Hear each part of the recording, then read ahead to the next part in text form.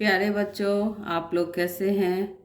आइए आज हम बसंत भाग 3 कक्षा 8 की अगले पाठ 4 भगवान के डाकिया को देखते हैं, पढ़ेंगे। तो आइए शुरू करते हैं। पक्षी और बादल। भगवान के डाकिए किसको बोल सकते हैं? जैसे हमारे यहाँ डाकिया होता है, वो डाकिया हमारे सरकार के द्वारा रखा गया रहता है हम लोगों के काम के लिए, लेकिन चिट्ठी पहुंचाने के लिए। लेकिन ये है भगवान के डाकिए। भगवान के डाकिए जो भगवान के द्वारा डाकिया के रूप में काम करते हैं, उसे भगवान का डाकिया कहते हैं। पक्षी और बादल ये भगवान के डाकिए हैं। कौन है? पक्षी और जो बादल है वो भगवान के डाकिए हैं, जो एक महादेश से दूसरे महादेश को जाते हैं। वो पक्षी और बादल एक महादेश से दूसरे महादेश को जाते हैं। हम तो समझ नहीं पाते हैं, मगर उनकी लाई चिट्ठियाँ पेड़ पौधे पानी और पहाड़ बाँचते हैं। वो जो चिट्ठी लाते हैं पक्षी और बादल, उसको पढ़ता कौन है?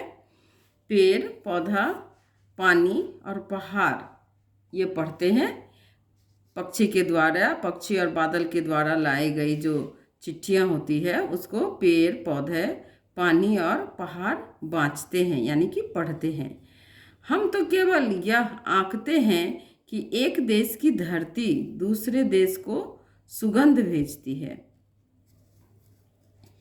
हम लोग यह आंक पाते हैं या जान पाते हैं कि एक देश की धरती दूसरे देश को सुगंध भेजती है और वह सौरभ हवा में तैरते हुए पक्षियों की पंखों पर तिड़ता है और एक देश का भाप दूसरे देश में पानी बनकर गिरता है।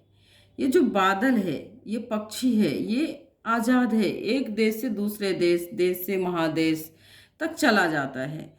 तो इनके माध्यम से जो पेड़ पौधे पानी पहाड़ इसके गुणगान करते हैं कि ये क्या करता है, इसके बारे में बताता कौन है हमें? पेड़ पौधे और पानी। भगवान के डाकिए इस पाठ के जो लेखक हैं रामधारी सिंह दिनकर ये बताते हैं कि ये डाकिए के रूप में ये काम करता है और हमको एक देश से दूसरे देश के बारे में सब कुछ जानने को मिलता है। एक देश से दूसरे देश हवा जाता है या नहीं जाता है?